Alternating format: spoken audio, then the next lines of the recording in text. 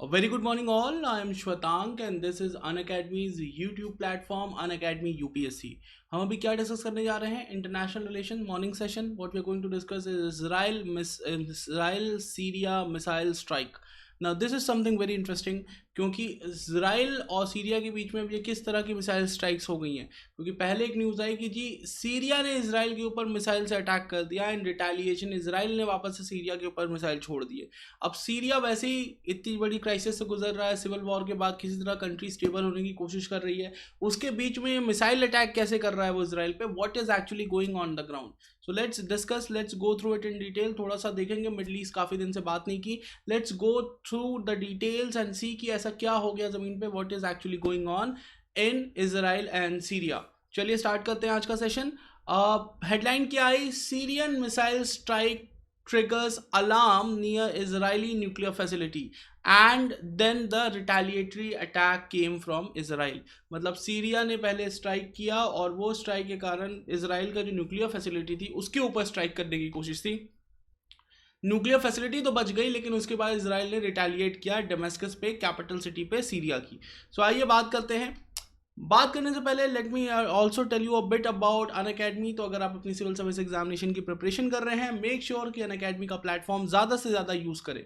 ठीक है, SPYT code use करेंगे, उससे आपको 10% डिस्काउंट मिल जाएगा सब्सक्रिप्शन लेते हुए. सब्सक्रिप्शन लेकर अपनी प्रिपरेशन को ज़्यादा बेटर तरीके से करें. याद रखें कि अनअकैडमी पे आप iconic plus what ever suits you better आप वो सब्सक्रिप्शन ले सकते हैं. और अनअकैडमी नया ऑफर आपके लिए लेके आया है. अगर आप अप्रैल 28 से पहले सब्सक्रिप्शन लेंगे तो आपको 10,000 रुपये की बुक्स फ्री मिलेंगी. साथ ही साथ आपके लिए EMI की व्यवस्था भी कर दी गई है. यानी कि अगर क्रेडिट कार्ड या डेबिट कार्ड नहीं है, कोई चिंता की बात नहीं है. अकाउंट है, बैंक अकाउंट, बस ठीक है, 0% EMI फिर भी हो जाएगा. एक लिंक दिया होगा इस वीडियो के नीचे, उस लिंक पे जाएंगे, फॉर्म को फिलअप करेंगे. उसने पूछा होगा भाई किसने रिकमेंड किया है, मेरा नाम लिख दीजिएगा and you will receive a call from Unacademy और आपकी सारी प्रॉब्लम सॉल्व हो जाएगी. All you have to do is focus on your studies. ठीक है, इसके साथ साथ 28 अप्रैल से पहले सब्सक्रिप्शन लेने पे आपको 3 महीने का सब्सक्रिप्शन एडिशनली भी दे दिया जाएगा. What else you want. एक बार सब्सक्रिप्शन ले लें, ये बैचेस ज्वाइन कर लें, अपनी प्रिपरेशन पूरी मेहनत से करें. फ्री टेस्ट ऑलरेडी चल रहे हैं, ज़्यादा से ज़्यादा फ्री टेस्ट में पार्टिसिपेट करें और लेट्स मूव फॉरवर्ड. ठीक है, आइए बात करते हैं अब सीरिया में एक्चुअली हुआ क्या है. तो पहले तो आप कुछ चीज़ें समझ लीजिए. ये नीचे जो आपको पिक्चर दिख रही है, ये पिक्चर किसकी है? ये Shimon Peres Negev nuclear research centre है. अब नेगेव एक डेजर्ट है जो इजराइल के सदर्न हिस्से में आता है और शिमोन पेरेज जो थे वो इजराइल के पुराने प्राइम मिनिस्टर थे और प्रेसिडेंट भी रहे थे, जिनको नोबेल पीस प्राइज भी मिला था, और उनके नाम पे ये न्यूक्लियर रिसर्च स्टेशन है. लेकिन ये न्यूक्लियर रिसर्च स्टेशन इतना सिंपल सा सिविलियन न्यूक्लियर रिसर्च स्टेशन नहीं है. ये 1958 से एक्टिव रिसर्च स्टेशन है, न्यूक्लियर रिसर्च स्टेशन. और कहा यह जाता है कि इजराइल के पास ऑलरेडी न्यूक्लियर बॉम्ब की कैपेसिटी है और वो न्यूक्लियर बॉम्ब बनाने की, अब न्यूक्लियर बॉम्ब को एक्टिवली रखने की कैपेसिटी कहाँ है? वो इसी सेंटर में है. और इसीलिए ये सेंटर हमेशा ही इंटरनेशनल न्यूज़ में रहता है कहीं ना कहीं से कि सेंटर में क्या हो रहा है, what is actually going on. और इजराइल से सबसे ज़्यादा जिस कंट्री को खतरा है वो है ईरान, सीरिया, ठीक है, जॉर्डन और बाकी कंट्रियों के अब इश्यूज उतने हद तक रहे नहीं हैं, रिजॉल्व हो गए हैं. तो बेसिकली सीरिया अभी भी काफ़ी ज़्यादा डिफिकल्टी सिचुएशन में है. ठीक है, और ईरान, ये 2 कंट्रियाँ. अब देखिए न्यूज़ पहले क्या आई. न्यूज़ ये आई कि जी सीरिया से इजराइल के सेंटर पे अटैक करने की कोशिश की गई. बॉम्ब एकदम सेंटर पे नहीं गिरा, सेंटर से और तकरीबन 20 किलोमीटर दूर गिरा. ठीक है, और गिरा भी क्या, हवा में ही फट गया जैसा कि न्यूज़ आई. कई लोग ये भी कह रहे हैं कि इजराइल के पास वो सिस्टम था जिसके थ्रू उन्होंने इस बॉम्ब को हवा में उड़ा दिया, ज़मीन पे गिरने नहीं दिया, नहीं तो काफ़ी नुकसान होता. अच्छा ठीक है, अब इसका रिटेलिएशन आया. रिटेलिएशन कहाँ से आया? रिटेलिएशन वापस से इजराइल से आया. तो पहले ये देखिए कुछ सेंटर की फोटो है. Shimon Peres Negev nuclear research centre 1971 में कैसा दिखता था और 2021 में कैसा दिखता है. अब इससे आपको आइडिया लग सकता है कि ये एक्टिवली परस्यू सारे प्रोग्राम इजराइल के यहीं से होते हैं.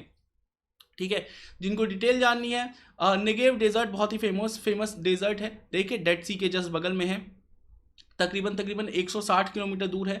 गोलन हाइट और सीरियन बाउंड्रीज से दूरी है इसकी. ठीक है, प्लान ये था कि 160 किलोमीटर दूर जब बनाया गया था 1960s में, तो अब इस सीरिया के पास वो कैपेबिलिटी नहीं थी कि 160 किलोमीटर दूर मिसाइल वो अटैक कर सके. लेकिन अब ऐसी कोई प्रॉब्लम रह नहीं गई है.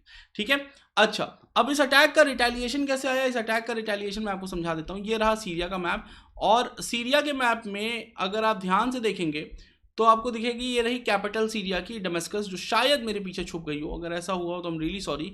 मेरे पीछे डमस्कस की कैपिटल सीरिया की जो है वो छुप जाएगी, और उसके जस्ट बगल में वो सेंटर है जिसके ऊपर अब इजरायली फोर्सेस ने अटैक किया है। तो the Israeli defence forces said it responded to the missile attack from Syria, और सीरियन जो स्टेट न्यूज़ चैनल है सना, उसने बताया कि डमस्कस के ऊपर अटैक हुआ रात में 1:30 AM सीरियन टाइम, और उसको हैंडल कर लिया गया है।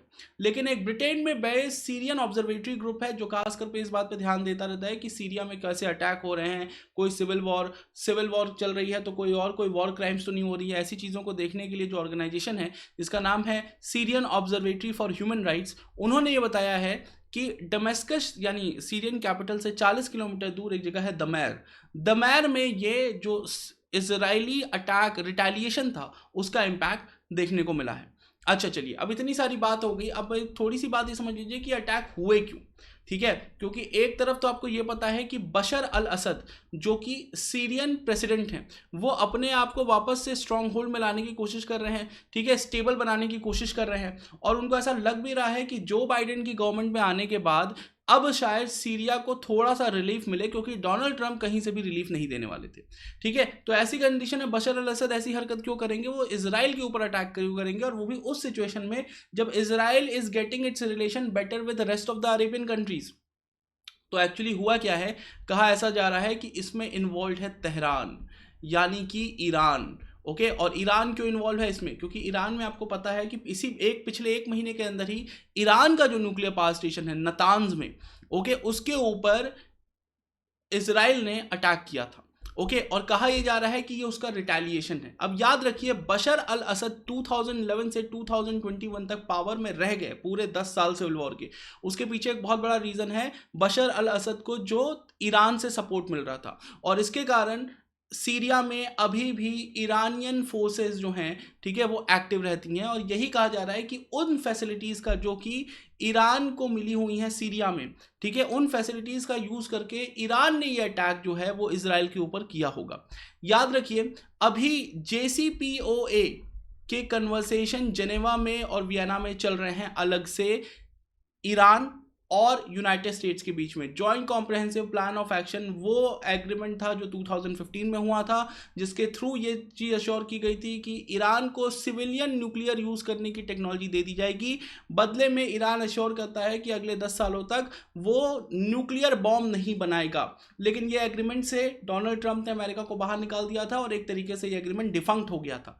अब वापस से जो बाइडेन कोशिश कर रहे हैं कि इस एग्रीमेंट को वापस से रिन्यू किया जाए, लेकिन even he is trying to get terms. दूसरी ओर ईरान भी प्रेशर बनाने की कोशिश कर रहा है, और वो मीटिंग यूरोप में चल रही है। उस मीटिंग के जस्ट पहले इस अटैक के होने का मतलब ही यही है कि other people wants to show कि हम भी स्टेक होल्डर हैं भाई, हमारी परमिशन के बिना तो मिडिल ईस्ट की न्यूक्लियर इश्यूज को रिजॉल्व नहीं कर सकते।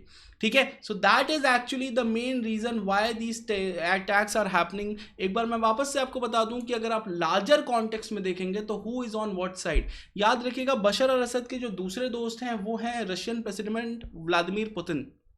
अब आपको अलग से पता है कि रशियन प्रेसिडेंट व्लादिमीर पुतिन का अभी यूक्रेन के साथ वापस से इशू चल रहा है।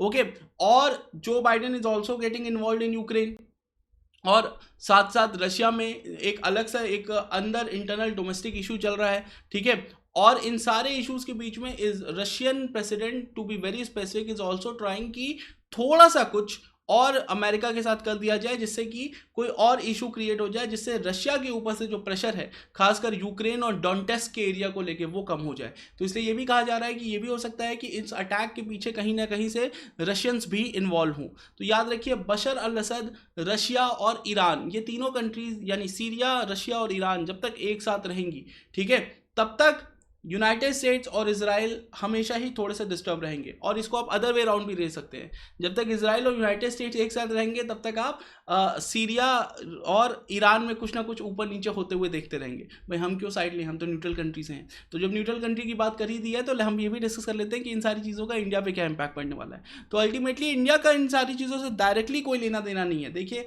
जब भी इजराइल पैलेस्टाइन की बात आती है, हमारा सीधा सा कहना है जी 1948 में कंट्री को बांटने की बात हुई थी, यूएन ने कहा था हम उसी को मानते हैं।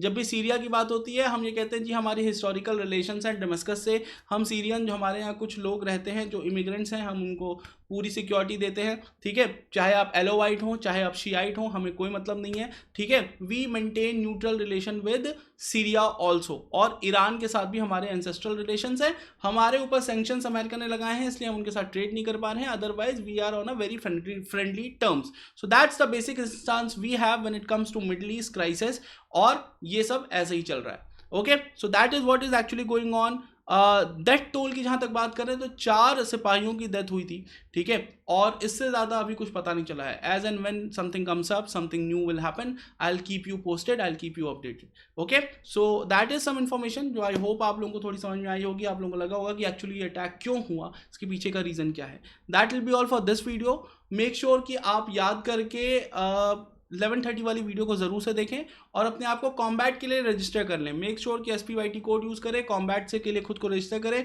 और संडे को सुबह 11 बजे टेस्ट में पार्टिसिपेट जरूर से करें। आपके लिए अच्छा है, आपको पता चलेगा आप कहाँ स्टैंड करते हैं, उसके अकॉर्डिंगली प्रिपरेशन करना is far easier. Okay, so that will be all. Have a nice day. Thank you.